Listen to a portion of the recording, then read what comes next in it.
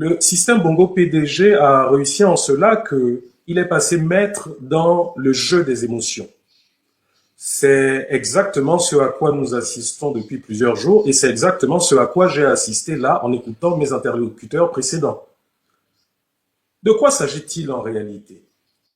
Est-ce qu'il s'agit de la personne de Sylvia et de Noureddine Bongo ou est-ce qu'il s'agit de l'État du Gabon? Dès l'instant où on se place sur une position qui veuille qu'on puisse mettre en avant l'État du Gabon, alors on se pose un certain nombre de questions. Déjà, je tiens d'abord à souligner que je n'interviens pas en qualité de défenseur de qui que ce soit. Si vous me posez la question de savoir, selon moi, est-ce que, selon vous, M. Rekula, Sylvia Bongo, Noureddine Bongo, Ali Bongo et bien d'autres se sont rendus coupables de certains crimes qu'on leur reproche, je vous répondrai tout de suite oui. Donc déjà, vous comprendrez que, de par cette position, je ne m'érige pas en avocat de Sylvia, de Noureddine. Je ne peux non plus, ou nous ne pouvons non plus être taxés de compatriotes manifestant le syndrome de Stockholm. Parce que là encore, comme l'a répété, comme l'a si bien dit à travers ce bel historique mon confrère sur le plateau, le syndrome de Stockholm, c'est être amoureux de ses bourreaux. C'est défendre bec et ongles et de façon aveugle ses bourreaux. Or, malheureusement, l'émotion et la propagande actuelle visent à mettre dans l'esprit de nos compatriotes qui nous suivent que nous qui sommes déjà indexés, nous qui sommes à l'extérieur du pays, nous qui sommes dans la diaspora, nous sommes victimes du syndrome de Stockholm et nous faisons la communication des bongos, nous sommes les avocats des bongos. Alors qu'en réalité, il n'en est tout autre. Mais nos interlocuteurs le savent. Malheureusement, vous savez, comme dans une plaidoirie, comme dans un tribunal, c'est la ligne de défense, la ligne d'attaque qu'ils ont utilisée parce que, vous savez, depuis maintenant 2 ans, la population gabonaise est clivée entre les pour Brice Clotaire Oligui Nguema ou les contre Brice Clotaire Oligui Nguema. C'est de ça dont il s'agit. Malheureusement, vous savez, pour nous qui aujourd'hui prenons la parole, notre problème ne se situe pas au niveau des personnes incriminées que sont cet ancien couple présidentiel et leurs enfants. Notre problème se situe au niveau de la justice. Oui, Sylvia Bongo, Noureddine Bongo, Ali Bongo, comme je vous l'ai dit précédemment, ont été des gens qui n'ont pas manifesté un comportement adéquat dans une république démocratique. C'est indéniable. Oui, sous leur magistrature, sous leur mandature, je vais dire, beaucoup de personnes ont subi des actes inhumains, ont subi des violations de droits de l'homme. Pour vous rappeler, si aujourd'hui je me retrouve en exil, du moins pour mon deuxième exil ou mon premier exil, c'est bien à cause de cela. Mais vous savez, je porte ce soir la casquette de défenseur de droits de l'homme, reconnu par l'ONU, je voyage régulièrement avec l'ONU, défenseur de la cause environnementale et des droits de l'homme. Et il y a ça de particulier que lorsque vous êtes un défenseur des droits de l'homme, vous faites la distinction, vous savez faire la distinction entre l'individu, entre les lois qui régissent un pays, entre les lois universelles auxquelles le Gabon a souscrit à travers de nombreuses conventions, la Convention de Rome, la Convention de Vienne, la Charte africaine des droits de l'homme. Et dès l'instant où oui. Pensez-vous que Noureddine Bongo utilise ces arguments pour instrumentaliser l'opinion? Ben, écoutez, c'est comme c'est comme je suis en train de vous le dire. J'étais en train de chuter sur ça. Dire serait un raccourci intellectuel. Parce que de quoi il s'agit? Non, non, monsieur. En sortant justement sur les carences de notre système judiciaire, qui, comme nous rappelait déjà le prof Moula, l'IBK, n'hésite pas à nous rappeler à chaque fois qu'il y a l'occasion. Monsieur. Pas une découverte. Est-ce que vous pensez, vous, oui ou non, que Noureddine Bongo, par cette démarche, est en train de vouloir instrumentaliser l'opinion? Monsieur, vous n'allez pas me faire répondre par des questions orientées dont la réponse serait oui ou non. Je peux terminer? Merci. Je disais que vous ne me ferez pas répondre. Est-ce que vous n'avez pas également le sentiment, juste une question, mais rapidement, excusez-moi, est-ce que vous n'avez pas également le sentiment, si la réponse est oui, vous aurez du mal à nous répondre certainement à l'instant, mais vous n'avez pas le sentiment de faire du coup le jeu justement de ces derniers, en appuyant leur position, en appelant à la justice et tout ce qui va avec. Bon, avant que vous ne me coupiez, je vous disais que vous ne pourrez pas me faire répondre par un oui ou par un non via des réponses orientées. Je pense que ce n'est pas l'objet du débat. Bon. Bon, c'est une interrogation, vous pouvez répondre aussi. Je peux terminer, s'il vous plaît? Merci. Allez-y, monsieur Recoula. Merci. Donc, ce que j'étais en train de vous dire, c'est que aujourd'hui, il ne s'agit pas d'un oui ou d'un non, il s'agit de l'état de droit au Gabon. Est-ce que la justice... C'est la vérité. Monsieur, je pense que si vous m'avez invité ce soir, c'est pour que je puisse m'exprimer. Si vous vous permettez de me couper... Allez-y. Merci. Donc, je disais que ce dont il est question aujourd'hui, c'est l'état de droit au Gabon. Et je vous l'ai dit, selon moi, est-ce que Noureddine Bongo et la famille et le clan Bongo se sont rendus coupables de beaucoup de crimes économiques et même peut-être de sang? Je vous dirais, de par certaines preuves que nous détenions à l'époque, lorsque j'étais au Gabon, je vous réponds par l'affirmatif. Maintenant, quant à savoir si aujourd'hui l'état de droit est en train de s'appliquer au Gabon, je vous répondrai par non. Maintenant que Noureddine Bongo et que le clan Bongo utilisent les failles de cette justice aux ordres, ben, comprenez que c'est tout à fait normal pour eux, de leur point de vue. Surtout que c'est le pouvoir en place qui leur a permis d'utiliser ces failles. Vous comprenez? Donc aujourd'hui, on peut les traiter de voyous parce que grâce à des superfluges, ils ont pu prouver que des magistrats sont aux ordres et qu'ils ne soient pas libres. Libres, mais la réalité, elle est bel et bien là. L'accent sur ce point. Pardon? Pas l'accent sur ce point, vous survolez cela. Pardon? Qu'est-ce que je survole, vous dites? Vous survolez le fait qu'ils instrumentalisent ces failles-là pour se donner une bonne image. Vous le survolez, vous le dites rapidement. Non. Et vous restez ensuite... Monsieur, comme je vous ai dit, vous n'allez pas m'orienter dans des questions, vous attendez une réponse toute faite. Je pourrais vous dire aussi qu'actuellement, vous survolez le fait que la justice gabonaise... Qu'il y a une ligne qui va pas sortir. Je pense que vous êtes en train de survoler le fait que la justice gabonaise aujourd'hui, elle est inexistante. Vous survolez ce fait. Et vous ne vous attardez que sur ce que vous dites, que vous appelez être une manifestation, une manipulation des bongos. J'aimerais que vous puissiez vous appesantir un peu sur la manière dont la justice est rendue aujourd'hui au Gabon. Ça serait intéressant. Très bien, monsieur. Allez-y, rebondissez. Merci encore. Bonsoir à Christian. Alors, voyez-vous,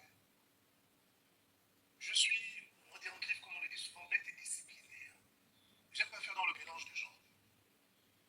La question qui nous amène sur ce plateau aujourd'hui, c'est laquelle? Sommes-nous là pour faire le procès sur l'état de droit au Gabon? Est-ce que les manquements liés à l'état de droit au Gabon n'ont commencé que parce que Sylvia, Noureddine et Ali Bongo sont poursuivis? Sommes-nous là pour traiter du procès d'Ali Bongo, de Sylvia Bongo et de Noureddine, ou sommes-nous là pour faire le procès de l'état de droit? Parce que s'il faut qu'on fasse le procès de l'état de droit, ayons l'honnêteté de reconnaître qu'il faut qu'on prenne en compte les événements antérieurs. On ne peut pas faire le procès de droit du Gabon uniquement en considérant ce qui se passe sur Noureddine et en remettant en cause et en crachant sur ce qui s'est passé sur les prises Tatouche Alianga, sur les gens Rémi Yama. C'est comment l'honnêteté, je suis obligé de le dire.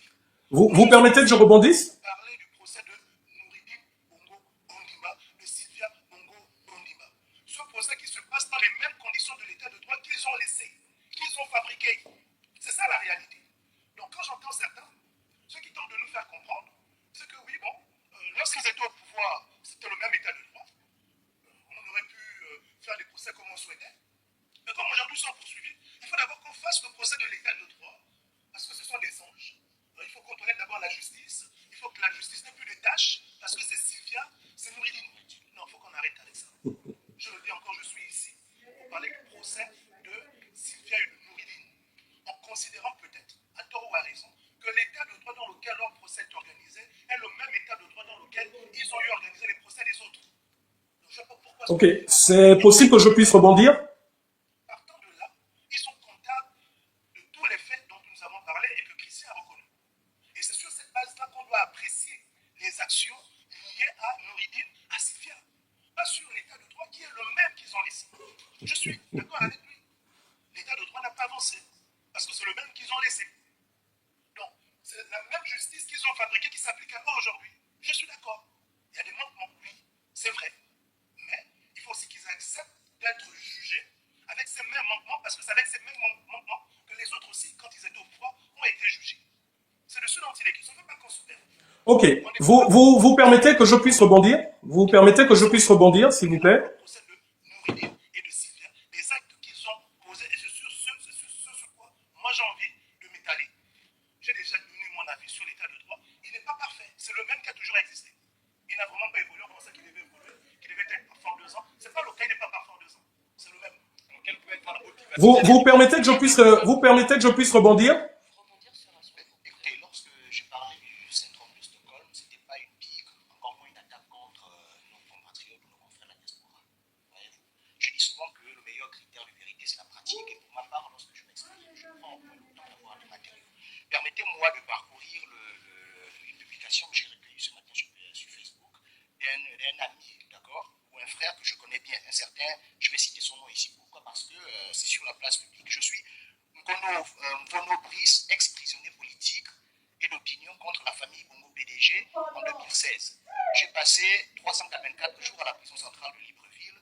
Aujourd'hui, je reviens pour défendre l'injustice contre la famille Bongo Valentin. Soutien à la famille Bongo Valentin. Comment est-ce que vous pouvez qualifier une telle démarche? Lorsqu'on dit que nous avons été conditionnés de telle sorte que nous soyons atteints, pour certains, du syndrome de Stockholm, mais c'est un fait. Voyez-vous? Mais je veux également mettre en avant ou en exergue le cynisme. Quand on parle de Nouridine ici, allons-y un peu parcourir sa lettre. Apesantissons-nous un peu sur la dernière phrase de cette lettre. Qu'est-ce qu'il dit?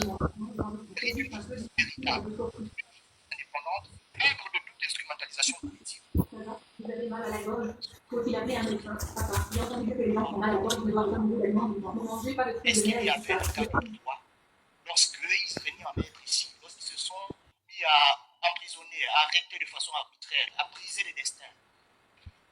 Mais je dois quand même vous le rappeler. Il faut qu'on soit sérieux. Puisque vous êtes mariés, vous devez vivre ensemble. Ce que vous devez faire, c'est penser à la façon de sacrifier la lignée familiale. À Mais partir c'est de pas ça à tous. Ils doivent être jugés dans les mêmes conditions. Il n'est pas question qu'il y ait des privilégiés ici. On va d'abord toiletter, comme disait l'honorable. On arrange tout, on leur fait un nouveau lit, ainsi de suite, et puis ils viendront être jugés dans ce contexte-là. Non. C'est dans le même chaos, ce qu'ils qualifient aujourd'hui de chaos, qu'ils doivent être jugés.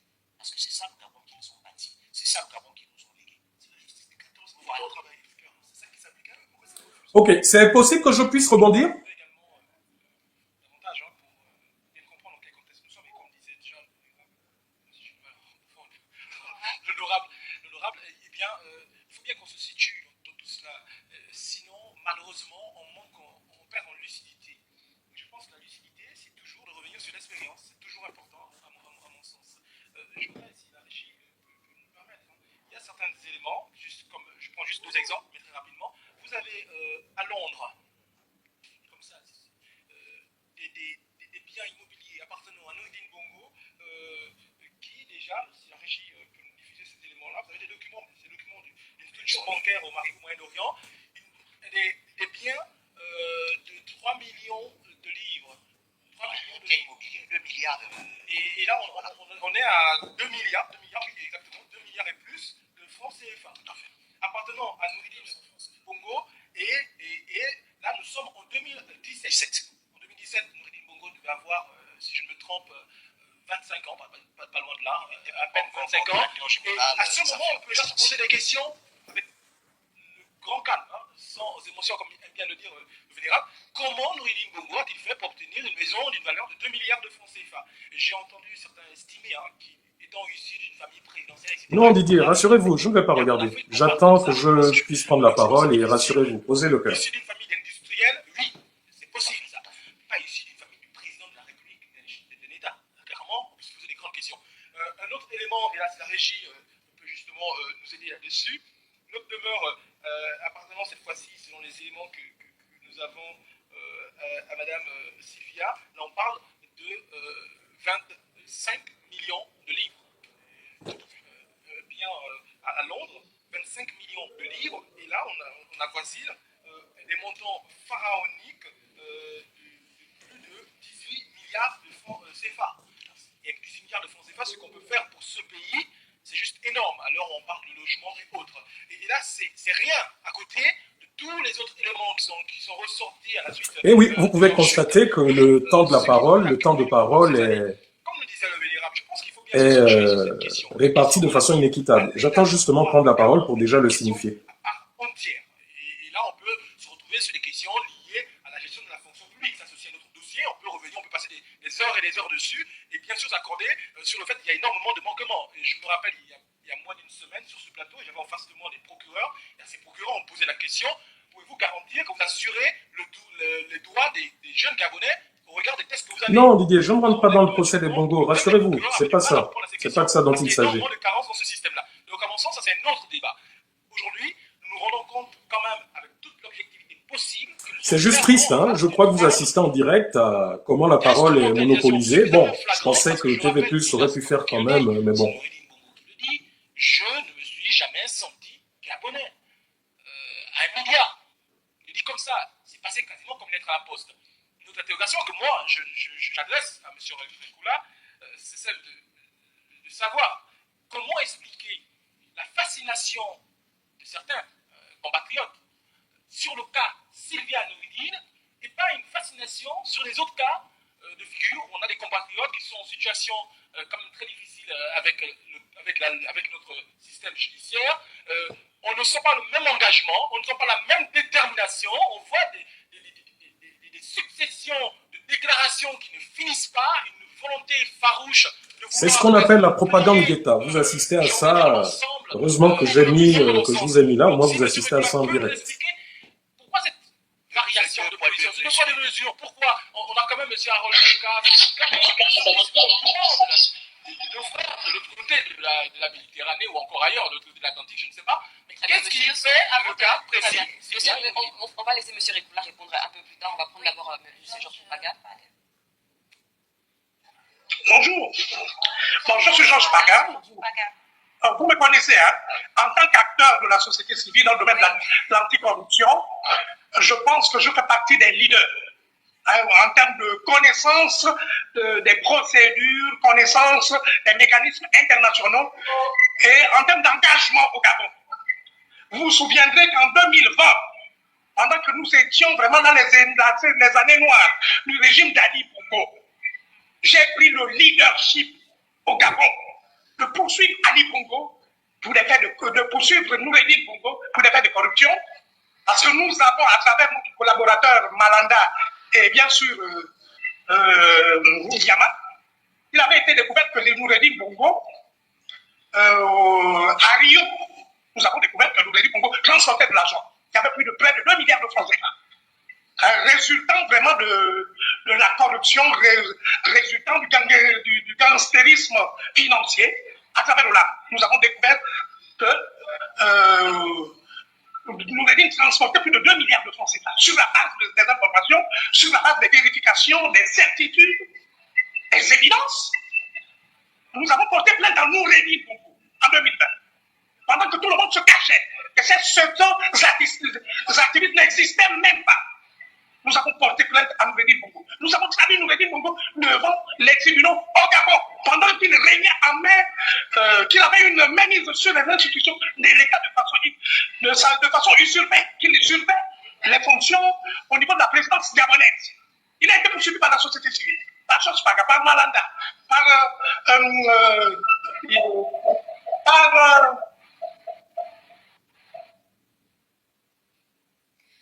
Sur ce plateau, on va revenir sur M. Rekula. On va prendre les impressions de M. Rekula après tout ce qui s'est dit sur ce plateau.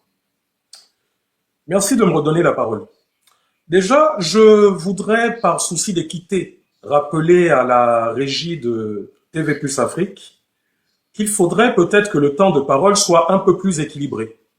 Bon, il semblerait que, selon votre ligne éditoriale, vous ayez fait de moi le défenseur des bongos, malgré le fait que je vous ai clairement dit que je n'interviens pas en qualité de défenseur des bongos, mais plutôt en tant que... Ce n'est pas le cas. Mais pourtant, ça y paraît. Bon, ça y ressemble. Vous savez, j'entends des choses quand même assez tristes. Je pensais que la transition avait eu pour but de restaurer les institutions. J'ai cru avoir entendu le général président Brice Clotaire Oligui Nguema dire, à travers des canaux internationaux, qu'il avait réussi à mener à bien cette mission. D'ailleurs, voilà pourquoi il avait jugé nécessaire d'écourter cette transition et d'organiser le plus vite possible des élections. Ça sous-entend que tout le mal qui pouvait se retrouver à travers certaines institutions avait été réparé. Lorsque je vois des personnes, lorsque je vois des individus qui se déclarent comme étant des défenseurs des droits de l'homme, qui se déclarent comme étant des victimes de l'iniquité, des victimes de l'injustice, et qui disent haut et fort que les bourreaux, que les personnes incriminées aujourd'hui doivent subir ce qu'elles ont fait subir, je me demande véritablement si ces personnes savent c'est quoi être défenseur des droits de l'homme. C'est une première interrogation. La seconde interrogation, c'est que malheureusement, il y en a qui aiment s'entendre parler et non pas entendre ou écouter et comprendre leur interlocuteur. Parce que je dis ceci, vous ne pouvez pas organiser un plateau pour parler de Noureddine Bongo et de la situation en élucidant volontairement certains pans de cette situation. Ce n'est pas possible. On ne peut pas aujourd'hui parler de la problématique Noureddine Bongo sans parler de son procès, de leur futur procès, sans parler de l'état de la justice. Ça n'a pas de sens. Sinon, donc, dans ce cas, moi, je vais dans le sens de monsieur Geoffroy Fungula et de tous les autres. Faisons comme il avait été fait précédemment. Allons-y dans une parodie de justice. Allons-y dans des actes criminels en prison. Allons-y, pourquoi pas? Comme ça, ils n'auront que la monnaie de leurs pièces. Non, je pense que c'est un langage qui n'est pas du tout sérieux et responsable de la part de personnes qui se disent porte-parole autorisée parce que ayant déposé des plaintes. Je vais vous rappeler également une chose. Étant au Gabon à l'époque, j'ai déposé des plaintes pour des violations diverses. Hein, et notamment à l'époque où nous avions organisé cette révolte dite des casseroles, qui s'était soldée par plusieurs exactions, dont des exécutions sommaires de la part des forces de défense et de sécurité. J'ai déposé des plaintes. J'ai déposé une plainte où, dans cette plainte, d'ailleurs, il y avait des co-signataires. Il y avait M. Georges Paga ici présent, il y avait M. Fortuné Edou, il y avait M. Privat Ngomo, il y avait un certain M. Eric Otete.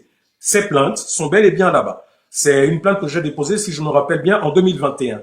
Aujourd'hui, maintenant que la justice est restaurée, j'aimerais bien savoir où se situe cette plainte.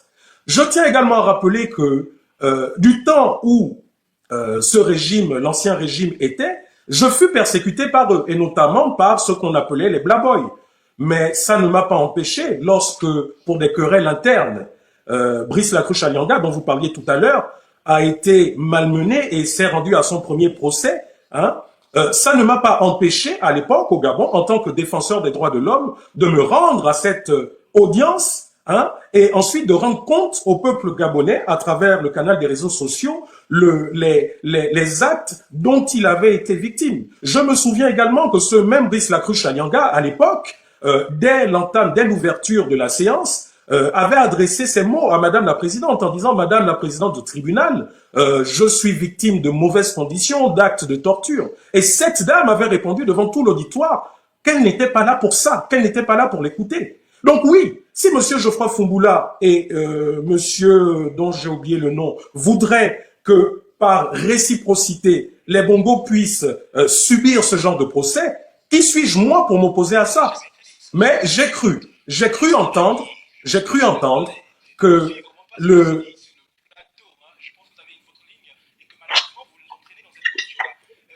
Mais monsieur, pourquoi me couper la parole? Si c'est un monologue que vous voulez, autant peut-être qu'il fallait pas m'inviter. Monsieur, je peux terminer? C'est possible? C'est possible que je puisse terminer? C'est possible que je puisse terminer? Monsieur, vous savez, lorsque vous mettez dans une salle 4 ou 5 individus, il est impossible que vous puissiez avoir 4 réponses selon que vous attendez. Donc, je comprends que mon langage peut être un peu trop franc, mais politiquement correct ne vous plaise pas, mais c'est bel et bien la réalité.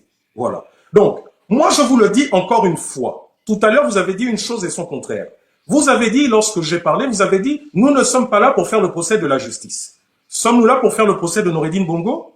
Depuis tout à l'heure, vous ne faites que passer des éléments à charge contre les Bongo. Mais moi, je vous dis, je vais dans votre sens. Il n'est pas normal, et ça va dans le sens des publications que j'ai faites, qu'il faudrait qu'on puisse, que les autorités actuelles puissent nous expliquer comment Noureddine Bongo, comment Sylvia Bongo et tous les autres ont pu acquérir ce patrimoine. La communication gouvernementale nous a sorti une vidéo aujourd'hui qui parle de la construction de la villa de M. Ali Bongo, dont les fonds proviennent du trésor public. Mais il faudrait également qu'on nous explique comment des personnes qui n'ont aucune fonction officielle ont pu sortir de l'argent, et notamment des centaines de milliards, du trésor public. Vous ne pouvez pas orienter aujourd'hui les débats. Cela va sortir, M. Rekula. Je veux dire, bon, je veux bien qu'on vous entende faire plaidoyer. Ah, mon plaidoyer. Donc nous sommes bien dans un tribunal, si vous parlez de plaidoyer. À tout son sens. Maintenant, je le disais, je l'ai répété tout à l'heure avec nous, nous passons le temps sur le plateau et donc par rapport à ce que nous suivons concernant l'actualité de notre pays, c'est d'interpeller les autorités afin que nous puissions vivre justement cet état de droit souhaité par l'ensemble des Voilà. Gabonais. Donc si nous voulons cet état de droit souhaité par les Gabonais, il faudrait que la justice soit exemplaire. Et il faudrait que l'ensemble... Voilà. Monsieur Rekula, terminez rapidement. Merci. Merci. Allez-y, monsieur Rekula. Monsieur, je ne sais pas quelle qualification vous avez pour pouvoir prétendre si ce que je dis a un sens ou pas, je ne sais pas. Dans ce cas, il aurait peut-être mieux valu ne pas m'inviter si ce que je dis est un non-sens ou si ça ne va pas dans le sens que vous souhaitez. Mais ce que je veux dire, c'est que cet état de droit que les Gabonais attendent, c'est une justice où le droit s'applique de façon uniforme, quelle que soit la personne, quel que soit qu'on soit un ancien fils de président ou un président de la République. Et c'est ça ce que les Gabonais condamnent. Les Gabonais condamnent le fait que parce qu'on soit, par exemple, le fils d'eux, qu'on ait des largesses, qu'on fasse plutôt que d'être traduit en justice, qu'on fasse 2-3 jours en prison parce qu'on serait fils d'eux. Et c'est c'est exactement ce qui s'est exprimé. Pendant que nous demandions que Sylvia et Noureddine Bongo soient jugés selon les lois, ben, ce même système les a soustraits de la prison pour les mettre dans une prison secrète dans les sous-sols de la République. Pendant que nous demandions que les Bongos soient jugés, ce même système les a extraits du pays pour les faire sortir du pays. Donc qu'on ne vienne pas nous dire aujourd'hui que c'est nous qui sommes atteints du syndrome de Stockholm parce que c'est de la manipulation pure et simple. Avec votre permission. D'accord. Comme je l'ai dit tout à l'heure, en ce qui me concerne, moi je reste sur le sujet. L'honnêteté doit nous amener à nous prononcer de façon objective. Sommes-nous sûrs que l'état de droit parfait que l'on souhaite avoir, cet état de droit qui a été bâti pendant 14 ans sous Ali Bongo Ondimba, sous Sylvia et Noureddine, avec tout ce que l'on connaît, en l'espace de 2 ans, cet état de droit va devenir parfait, dans un cycle de transition, en toute honnêteté. Je pense que chacun de nous a la réponse, on a un minimum d'honnêteté. On parle de l'état de droit. Est-il normal qu'un citoyen qui respecte l'état de droit se mette à accueillir des accusés qui ont accepté de violer cet état de droit en s'accordant avec des magistrats à leur domicile, en signant un document qu'ils estiment n'avoir pas de valeur parce qu'ils voulaient contourner la justice et se retrouver à l'extérieur. Un citoyen normal peut accueillir et soutenir ce type de personnes. Moi, si j'étais à la place, mais ayant constaté qu'ils ont contourné l'état de droit pour se retrouver à l'extérieur, je serais allé déposer plainte dans les instances internationales, bien dans nos pays d'accueil, pour demander à ceux qu'ils repartent dans ce pays et qu'ils fassent des choses dans les normes.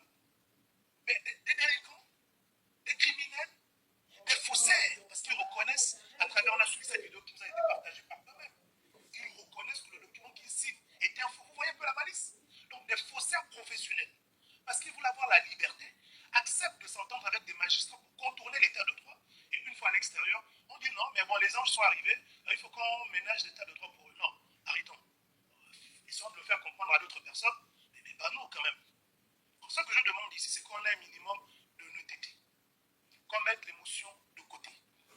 Sylvia et Noureddine, pour moi, ne sont pas des victimes, ce sont des privilégiés du système judiciaire. Et si réellement, M. Rekula, qui est mon frère et combattant de lutte, défend réellement les droits de l'état de droit, il doit commencer par reconnaître qu'en réalité, ce sont des privilégiés du système judiciaire. C'est ce que j'ai dit. Parce que seuls les privilégiés d'un système judiciaire peuvent se retrouver à l'extérieur. C'est ce que j'ai dit. Là, n'a pas eu cette opportunité. À cause de l'état de droit qui n'a pas changé. Il n'a pas eu cette opportunité. Si eux, ils ont cette opportunité, ils ne sont pas des victimes. Comment voulons-nous faire passer des faussaires, des privilégiés d'un système judiciaire, des spécialistes des avantages judiciaires comme étant des victimes parce qu'elles sont auprès de nous, du côté de la diaspora? Je trouve que ce n'est pas juste, ce n'est pas honnête. Et donc, ne nous perdons pas dans ce volet-là. L'honnêteté voudrait que ceux qui défendent ces personnes commencent à jouer leur rôle de citoyen et de défenseur de l'état de droit en travaillant dans le sens que ces faussaires qui ont fui le pays par la fraude reviennent à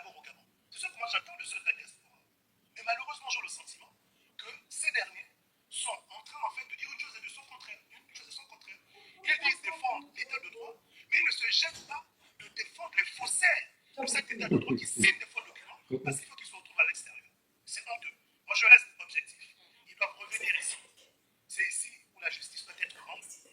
Ils ont signé un document où ils se sont engagés à revenir. Ils n'ont même pas d'honnêteté. Mais comment voulez-vous défendre des personnes sans honnêteté? Des personnes qui ne tiennent pas leur parole. Je vais m'arrêter par là. On a des faussaires en face de nous. Et désolé, je suis acteur de la société civile. Je ne suis pas un défenseur des faussaires, un protecteur des faussaires. Je défends l'état de droit. L'état de droit, c'est qu'ils reviennent ici. Je n'y rentre Très pas bien. les faussaires. On va donner la parole tout d'abord à M. Pada. La parole n'est pas équitable. Hein. Vous monopolisez la parole. Je pense que s'il y a un acteur qui travaille sur les questions de lutte contre la corruption et défense des droits de l'homme depuis plusieurs dizaines d'années, plus de 30 ans, c'est Georges Paga. Je suis un parfait connaisseur de ce dossier. Et je pense qu'il faut aller vers des évidences, vers les faits factuels. Il s'agit de quoi exactement? Quand on veut parler de corruption, il faut connaître un certain nombre de choses. On n'est pas des amateurs, nous sommes des spécialistes. En tant que spécialiste anticorruption, je vais vers des évidences, je vais vers les faits. Quels sont les faits? Nous savons que Noureddin Bongo, Sylvia Bongo et Ali Bongo sont responsables d'un système de prédation de la chose publique, un système de corruption politique à grande échelle, qui a miné les finances publiques, qui a déstabilisé tout le système économique et financier du pays depuis plus de 14 ans. Ce système a consisté à l'accaparement non seulement de la chose publique, mais des ressources de l'État. Hein? L'une des choses les plus emblématiques qu'on peut reprocher à Sylvia Bongo, par exemple, c'est qu'elle a émargé, disons sa fondation, a émargé dans le budget de l'État. La fondation Sylvia Bongo a bénéficié de plusieurs dizaines de milliards de francs CFA prélevant vraiment du budget public. Ce qui est manifeste, je vais dire, vraiment du crime financier, de conflit d'intérêts. Il y a un certain nombre de faits qui lui sont reprochés par rapport à cette caractéristique-là. Le fait que sa fondation ait bénéficié des fonds publics. Depuis 2009, 600 millions de francs CFA ont été accordés chaque année à la fondation Sylvia Bongo. Il y a le fonds de développement sanitaire, le FNAS. C'est-à-dire qu'elle a siphonné les budgets de l'État. Elle s'est octroyée des fonds dédiés au ministère de la Santé. Elle a volé, elle a pillé les ressources pour financer sa fondation privée. Les faits sont là. Elle s'est accaparée les ressources financières de l'État pour financer une fondation privée. C'est une prédation à grande échelle, c'est une corruption politique manifeste, résultant du rôle qu'elle jouait auprès du président de la République en tant que première épouse du président de la République. Elle a bénéficié d'un certain nombre de facilités pour obtenir ces avantages induits. Donc on est dans la corruption, on est dans la corruption politique, on est dans le pillage des ressources de l'État. Les ressources dédiées au ministère des Affaires sociales, du ministère de la Santé, avaient été de façon malhonnête octroyées à la fondation Sylvia Bongo. Donc par ces faits-là, que Sylvia Bongo est poursuivable de crimes financiers, de corruption politique, d'enrichissement illicite, de prédation de la chose publique. Sylvia Bongo, c'est une criminelle financière. Il faut être clair. Elle a bénéficié donc d'un environnement politique favorable. Parce que l'état de droit n'existait pas. Parce que le pouvoir politique était régenté par Sylvia Bongo. Dès lors qu'Ali Bongo avait été victime de son AVC, c'est Sylvia qui gouvernait avec son fils Noureddin. Donc ils ont mis en place un système de corruption, de contrôle de l'État par des intérêts financiers étrangers. Un système de corruption politique. N'accorde pas de main de ressources. Il n'y a pas que ça. Je vous écoute et laissez-moi m'exprimer parce que vous avez laissé les autres. Justement, j'avais une question pour vous, M. Georges Pada. Que pensez-vous du fait que ce soit un jugement par contumace, c'est-à-dire qu'ils ne seront pas présents au procès? Je pense que l'État gabonais, le président Olivier a fait preuve de mansuétude. C'est un humaniste. Avec les différentes interventions de la communauté internationale des États d'Afrique centrale pour des questions humanitaires relevant vraiment de la souveraineté de l'État, de sa responsabilité au sommet de l'État, il a décidé de façon humanitaire à élargir n'est-ce pas, ces gens-là, Ali Bongo a bénéficié en tant que chef d'État, bien sûr, qu'il soit qu'il ait dirigé de façon chaotique l'État, qu'il ait volé l'argent de l'État, qu'il ait géré de façon criminelle l'État. Le président Oligui a décidé de lui accorder le pardon. Il aurait pu prendre des mesures extraordinaires, exceptionnelles, de répression de tout le système criminogène du PDG. Mais il a choisi la voie de la réconciliation, la voie du pardon, parce que c'est un chrétien. C'est un homme qui n'est pas pour la vengeance. Il a dit qu'il était pour son slogan politique. C'est le pardon, c'est la réconciliation, c'est l'inclusion. Il n'a pas choisi une approche de répression, une approche de vengeance. Et c'est sur cette base qu'il a décidé d'élargir, sur la base humanitaire, compte tenu de l'état déliquescent d'Ali Bongo. Ali Bongo a été frappé par Dieu, parce que c'est un homme qui a incarné le mal, les années noires du Gabon. Il est l'incarnation de la déchéance de ce pays, du vol, du pillage, de la répression, du vol organisé, du pillage systématique de l'État et de la répression des opposants de la société civile. Les années d'Ali Bongo étaient des années noires. Nous l'avons subi. Moi, en tant que Georges Mpaga, défenseur des droits de l'homme, j'ai vécu cette terreur en 2016, l'épicentre des crimes de ce régime.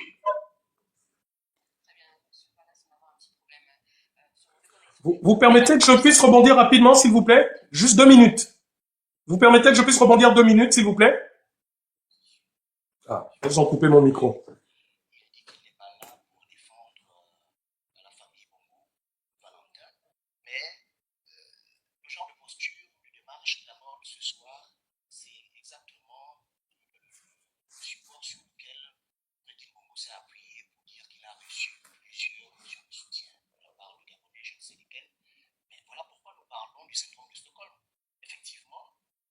Lorsqu'on essaie un peu de scruter les réseaux sociaux et les autres plateformes numériques, autant pour moi, vous vous rendez compte effectivement qu'il y a des Gabonais qui sont habités par une quelconque compassion, qui compatissent, qui disent voilà, ils ont été victimes d'une injustice, ainsi de suite.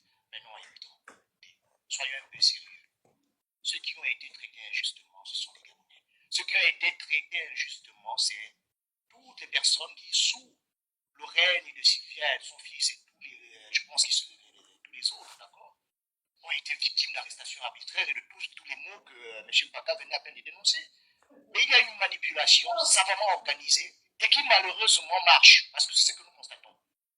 Les Gabonais sont tellement émotifs, je ne vais pas généraliser, mais il y a une très grande frange d'émotion, plutôt, de l'opinion qui est très émotive et qui malheureusement est en train de jouer le jeu. C'est à ça que nous assistons aujourd'hui. Mais voyez-vous, et là je vais m'appuyer sur notre hymne national qui dit demeurons vigilants. Il va falloir que nous puissions doubler de vigilance parce que nous sommes là clairement face à une stratégie de manipulation qui consiste à jouer, parce qu'on a compris que les Gabonais sont très émotifs, à faire passer les bourreaux pour les victimes. Et ça, malheureusement, pour ma part, je ne peux pas le tolérer. D'ailleurs, je vais citer Sarkozy qui disait que je déteste les victimes lorsqu'elles commencent à aimer leurs bourreaux. Et malheureusement, je ne vais pas généraliser, comme je le disais, il y a plusieurs Gabonais qui, malheureusement, commencent à être animés par une quelconque compassion à l'égard de Marie-Aimée Valentin, de son fils, ainsi de suite, malgré tout le mal qu'ils ont fait à ce pays-là. Et ça, c'est triste. Donc, je vais demander à M. Rigoula de ne pas être atteint du syndrome de Stockholm, même s'il s'en défend, d'accord. Malheureusement, la démarche qu'il met en avant ce soir, qu'il préconise, des arguments même qu'il met en avant, quand bien même il parle de l'état de droit, ainsi de suite, on a le sentiment qu'il est là pour jouer le jeu, défendre ce camp-là qui malheureusement n'a jamais été favorable. Oh, mais ce gars-là, il insiste.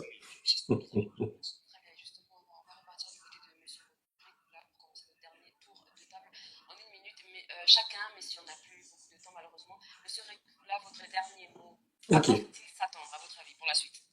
Ok, ben écoutez, avant de répondre à votre question, je reviendrai encore en disant à mon interlocuteur qu'il aime bien s'entendre. Il veut coûte que coûte faire de moi une personne victime du syndrome de Stockholm, parce que je ne vais pas dans le sens de ses propos. Libre à lui. Vous savez, je vais dans le même sens que M. Georges Mpaga. M. Georges Mpaga dit quelque chose de très important. Que le système Bongo PDG a mis en place tout un vaste réseau de prédation. Et malheureusement, bon, peut-être que ça fera l'objet d'une autre émission si on vous en donne la permission, ça serait bien que nous puissions parler de ce vaste réseau de prédation. Parce que lorsqu'on dit, qu'on prend les arguments en disant que Sylvia Bongo, à travers sa fondation, a détourné des milliards, moi je dis à monsieur Georges Paga, oui! Parce qu'un audit commandité par monsieur Patrici Tanaza, ex-DG de la GOC, audit fait par le cabinet international de Deloitte, avait bien démontré qu'il y avait eu des détournements massifs de fonds, à peu près 40 milliards, dont à l'époque monsieur Arnaud Calix Nganji était DG, et dont Sylvia a bénéficié d'une partie à travers sa fondation. Mais je vais vous dire, qu'est-ce qui a changé aujourd'hui? Aujourd'hui, nous avons deux fondations présidentielles, des épouses du chef de l'État actuellement, monsieur Brice Clotaire Oligui Nguema. Mais ça, en violation totale de la loi.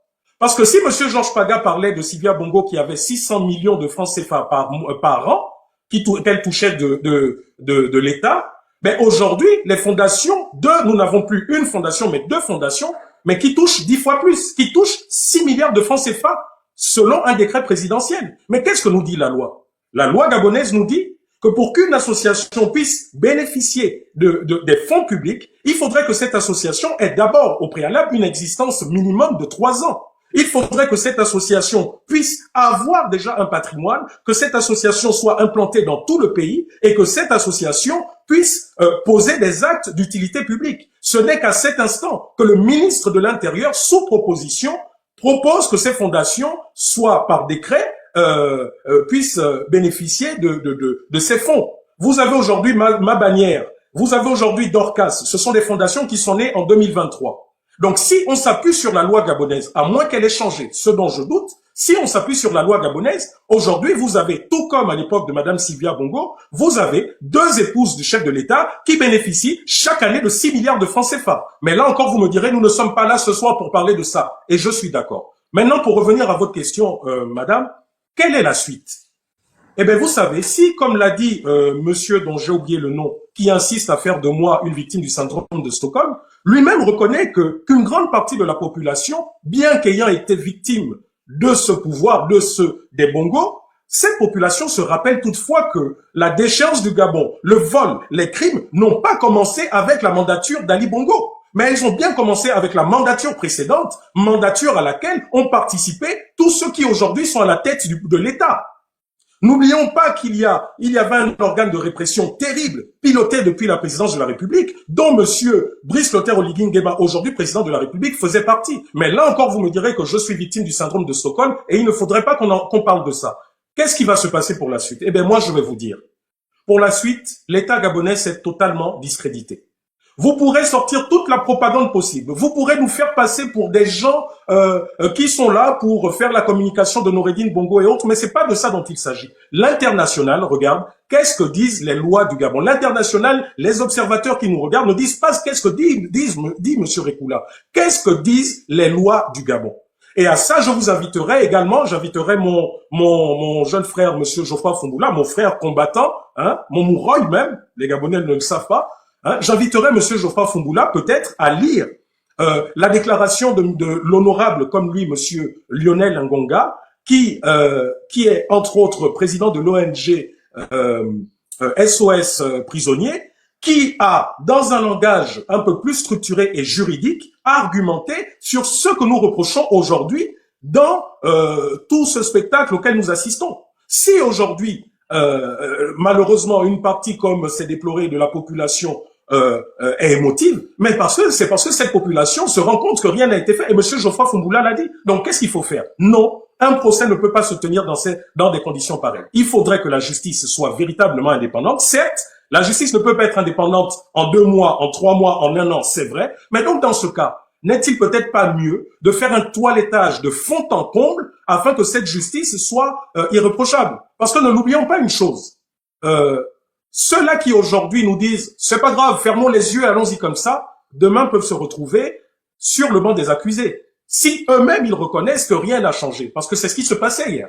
Hier, M. Lacruche Anyanga était un faiseur de roi, il s'est retrouvé dans des conditions terribles. Donc aujourd'hui, M. Fumboula et tous ceux qui sur le plateau refusent de voir la problématique et s'apesantissent et ne font que s'apesantir sur les personnes de Sylvia, s'ils ne comprennent pas que ce qui est en jeu aujourd'hui, ce n'est pas les personnes de Sylvia, mais c'est plutôt tout un système tyrannique qui est en place, dont tout le monde sur le plateau a reconnu, dont M. Georges Pagan a reconnu. Si ce système tyrannique demeure, je suis désolé, nous aurons toujours des cas d'injustice et n'oublions pas une chose, c'est l'injustice qui fait tomber des gouvernements. C'est l'injustice qui fait tomber des dictatures. C'est l'injustice qui crée des opposants. Aujourd'hui, nous sommes appelés avec méprise activistes, mais n'oubliez pas qu'il y a 20-30 ans, pour ceux qui connaissent l'histoire de notre pays, Monsieur Sinon Yonaba était traité d'activiste, était traité d'ennemi de la nation. Monsieur Luc Bengonossi, qui est aujourd'hui vivant et dont ça serait bien qu'il vous fasse le rappel de ces années, était à notre place il y a quelques années. Il était traité de tous les noms d'ennemi de la nation.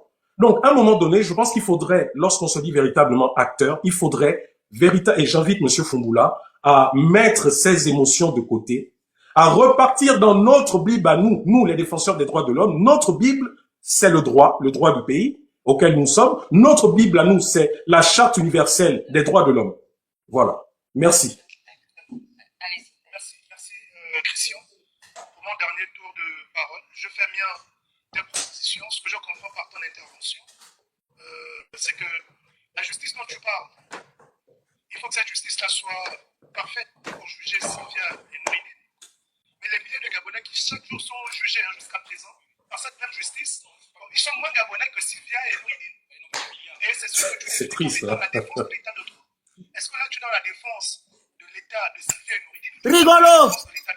Mais je parle de l'état de droit, enfin. Je ne peux pas C'est triste. Sylvia, un groupe. Il fut le débat, c'est rigolo! Par la même justice. C'est pas grave, allez-y. Non. Je pense que c'est à toi de revenir dans notre Bible de la société civile qui demande de mettre justement l'émotion de côté et d'être impartial. Moi, je suis impartial. Les limites de la justice, je les ai mises en évidence le 16 mai. TV+ avait couvert cette conférence de presse le lendemain de l'exfiltration d'Ali Bongo Ondimba. J'avais déjà, lors de cette conférence de presse, mis en évidence les manquements et les failles de la justice. C'est pourquoi j'ai dit je ne suis pas là pour parler du procès de la justice, parce que j'ai déjà maintes fois dit que la justice a ses manquements. Nous sommes là pour parler du procès d'Ali, de Sylvia et de Nouridine. Autre chose, je ne suis pas en phase avec l'approche et la thèse développée par Georges tout à l'heure. Quand il fait comprendre que bon, ils sont sortis parce que le président, il est humain, tout ça. Le président n'est pas la justice, Georges. Non, nous sommes défenseurs des droits humains. Le chef de l'État n'est pas la justice. C'est pas lui de décider selon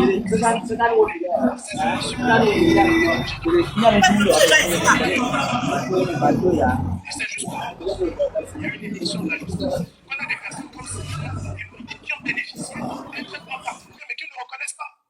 Parce que je suis sûr que si on aurait laissé la justice agir, Sylvia et Nouridine seraient encore en prison, en détention préventive, en train d'attendre leur procès.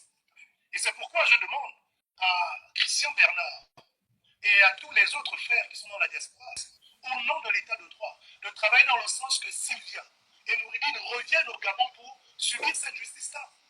C'est ce qu'on attend de vous, pas l'inverse.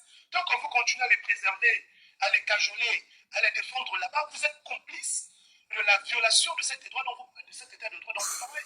Parce que vous êtes en train de cautionner que des faussaires se soient échappés du système judiciaire gabonais. Échappés? Qui les a libérés? C'est ça que vous êtes en train de consacrer. Mais les Gabonais qui n'ont pas... Qui les a libérés? Sont-ils non Gabonais que? C'est ce que vous cautionnez. Les Gabonais doivent être... Qui les a libérés? Si les Nouridines doivent être traités de la même façon, c'est pourquoi je vous en prie. Et je vous demande de faire en sorte qu'ils reviennent ici au Gabon. Si vous êtes vraiment des défenseurs des droits humains, vous devez travailler dans le sens où viennent être jugés par cette même justice qui, à cet instant, nous vous parlons, continue de juger les Gabonais. Ils ne sont pas plus Gabonais que les Gabonais qui sont chaque jour jugés. Qui les a libérés? Écoutez, je refuse pour ma part de type de justice à une vitesse. C'est que nous dénonçons depuis des années. Et les faits, c'est qu'il y a une justice pour les riches et une justice pour les pauvres. Or, lorsqu'on parle de la justice à tous, Téléphone se décharge sur Facebook. Sylvia et son fils, les autres, parce que je pense qu'ils sont au nombre de 11, puissent répondre de leur forfait devant la justice. On n'attend pas qu'il y ait un toilettage avant de juger, sachant que tous les jours, il y a des Gabonais qui passent par Ce ne sont pas plus Gabonais que ces jeunes sacrifiés de Guinée et autres qu'on envoie dans les viols parce qu'ils ont volé 3 sardines ou arraché un sac. Ils ont fait plus que ça. Il va falloir que la justice fasse son travail, que la justice soit faite. C'est tout ce que nous demandons. Ils parlent des Gabonais, mais nous sommes des Gabonais aussi. Nous sommes de ces Gabonais-là qui demandons que justice soit faite. Il ne s'agit pas ici de faire ou de mettre en avant une quelconque émotion, non. Il s'agit simplement d'appeler à une véritable justice. Justice pour qui? Justice pour ces générations-là qui ont été sacrifiées à travers les détournements de fonds dont plusieurs se sont rendus victimes. Justice pour l'état de nos finances. Justice pour ce pays, le Gabon. Il faut que nous commencions par faire des exemples. Il ne s'agit pas d'attendre qu'il y ait d'abord un toilettage parce que ce sont des privilégiés, ainsi de suite. Non, que la justice s'applique à tous, telle qu'elle s'exerce maintenant. Voilà. Comme je le disais, nous sommes face à quand même une situation assez délicate où le peuple gabonais, à mon sens, se trouve un peu dans une sorte d'engrenage au niveau en ce qui concerne cette actualité. Engrenage pourquoi? Parce que bon, on se rend bien compte que le système, tel qu'il a existé il y a quelques années, a justement cette peau très dure. On l'a vu au cours des élections, les autorités l'ont reconnu également, a une peau très dure.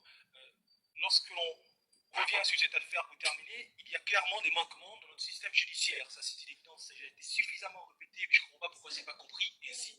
Mais il y a clairement des manquements, mais surtout, il va falloir que la justice gabonaise puisse à un moment donné rendre des comptes par rapport à tout cela. Et si il va falloir aller jusqu'à faire tomber des têtes, tant mieux, si ça peut rassurer une partie de l'opinion, ou sinon l'opinion dans sa globalité.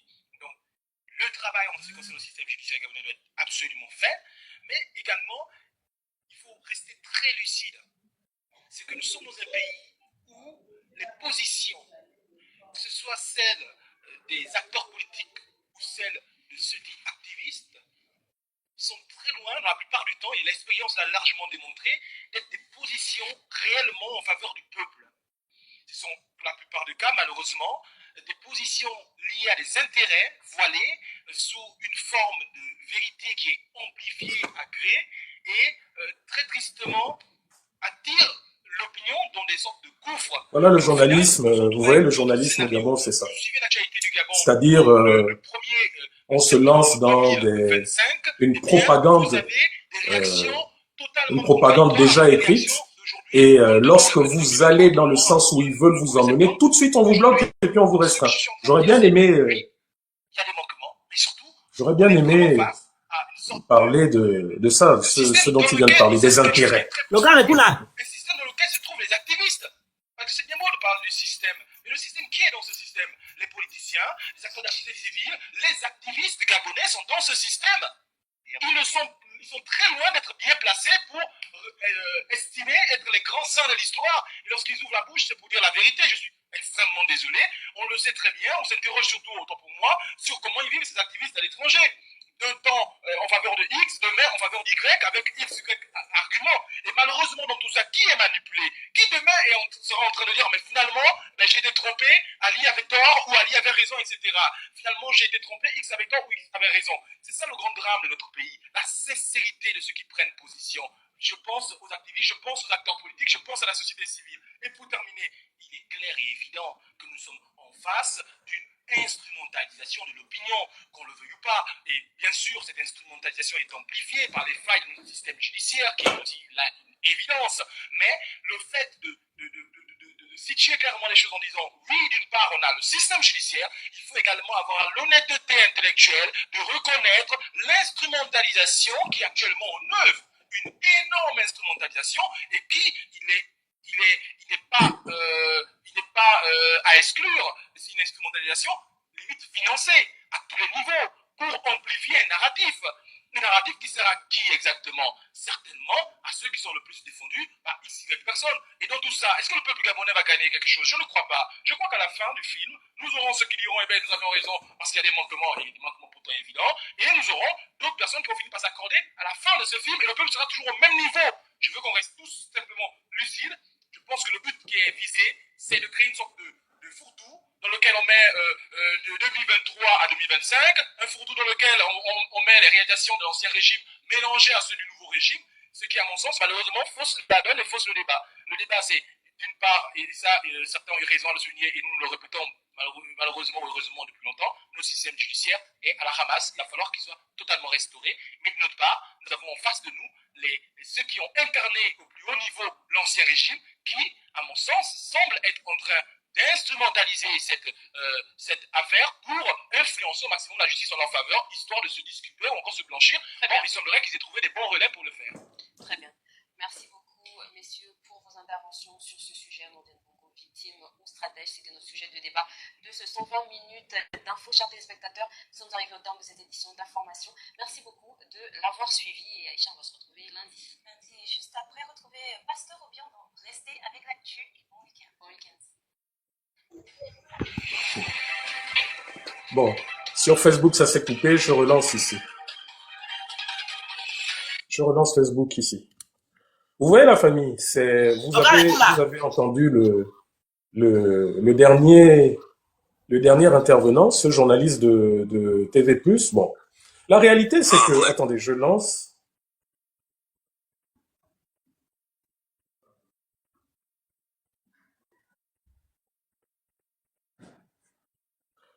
Voilà.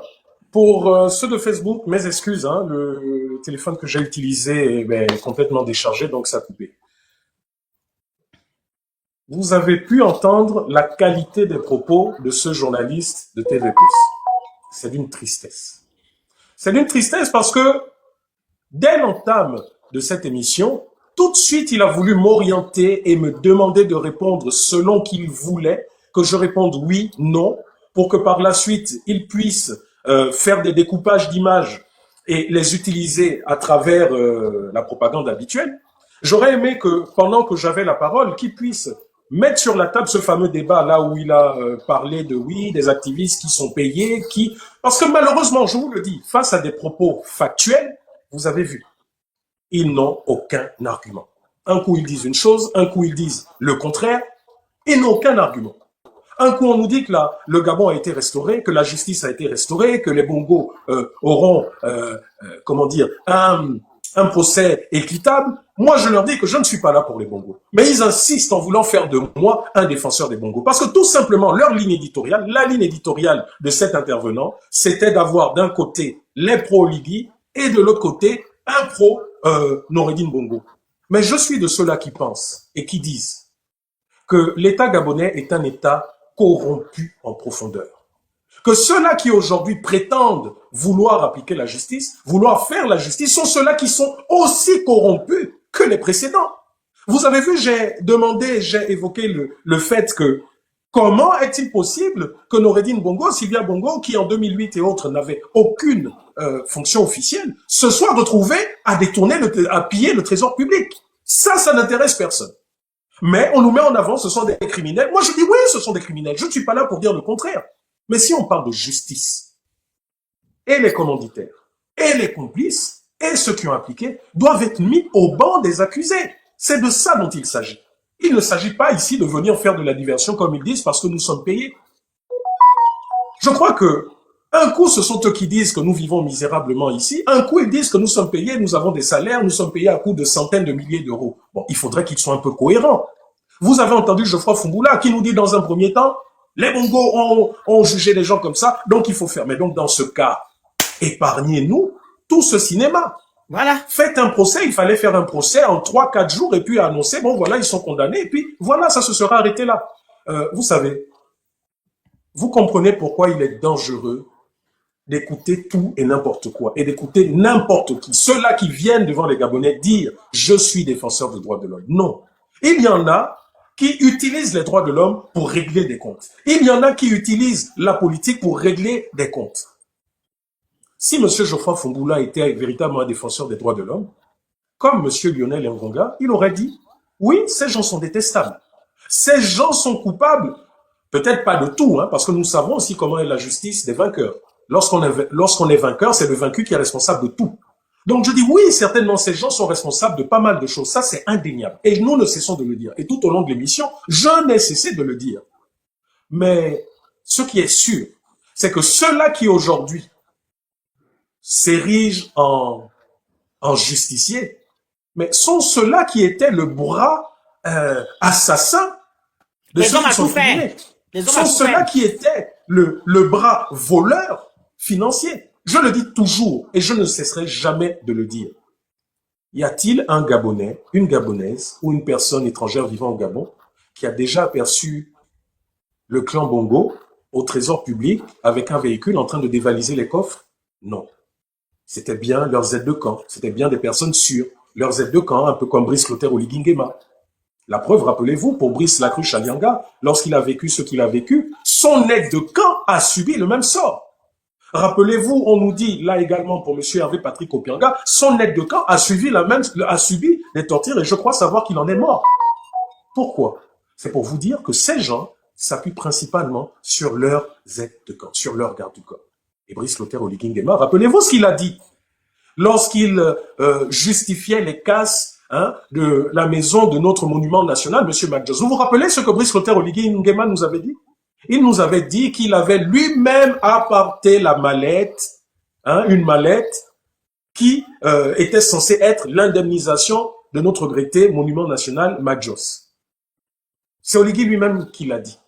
Donc, il avait reçu de l'argent d'Omar Bongo ou d'Ali Bongo, je ne sais plus, pour aller payer monsieur McJoss. Ce dont je doute, parce que la famille a clairement dit que c'est pas vrai, qu'ils n'ont jamais vu la moindre couleur de billet. Mais rien que cet exemple vous démontre que le trésor public a toujours été la chasse gardée de ces personnes. Mais ça, vous avez vu qu'habilement, nos journalistes et nos membres autoproclamés de la société civile se sont très vite éloignés de ce sujet. Après, je les comprends.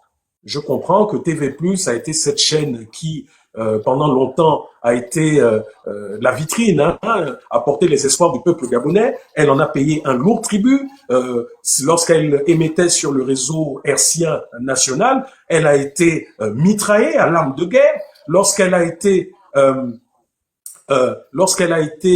censurée à l'époque, Monsieur Franck Nguema, vous vous rappelez, ils avaient tous des positions assez tranchées, et ils ont été censurés, ils ont disparu des radars. Aujourd'hui, ils sont revenus, et tous les Gabonais ont pu voir qu'ils ont une ligne éditoriale maintenant partisane Donc, je comprends mon jeune frère journaliste, je comprends qu'il est restreint, qu'il est contraint d'évoluer dans une segmentation définie, plutôt que nous qui avons la latitude à plus l'infini ou à moins l'infini de nous exprimer pour ou contre certains sujets. Donc la famille, merci de m'avoir suivi. Enregistrez le plus vite cette émission parce que je ne crains, connaissant un peu le pouvoir, je ne crains que que cette émission soit miraculeusement retirée des réseaux sociaux. Donc je vous inviterai à la télécharger.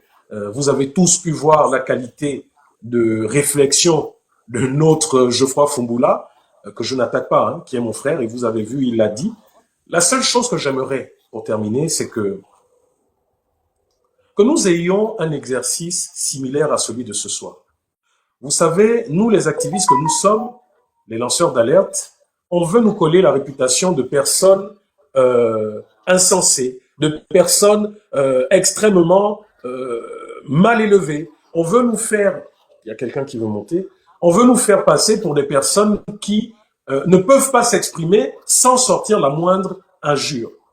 J'aimerais dire à vous les médias qui me regardez actuellement, n'ayez pas peur. Invitez Jonas Moulinda, invitez Princesse de Souba, invitez mon frère Terence, appelé le Phénix, invitez Dana. Vous verrez que ce sont des personnes qui s'exprimeront de la manière la plus polie possible. Pourquoi? Parce que lorsque nous avons nos panels, nous avons une certaine latitude. Nous pouvons, comme on le dit au quartier, nous lâcher, nous pouvons souvent... Mais lorsque nous passons au niveau de la télévision nationale et internationale, nous avons en tête que nous sommes dans un cas beaucoup plus formel et qui requiert de nous une certaine attitude. Donc, n'ayez pas peur. N'ayez pas peur de nous inviter. Mais par contre, acceptez la contradiction.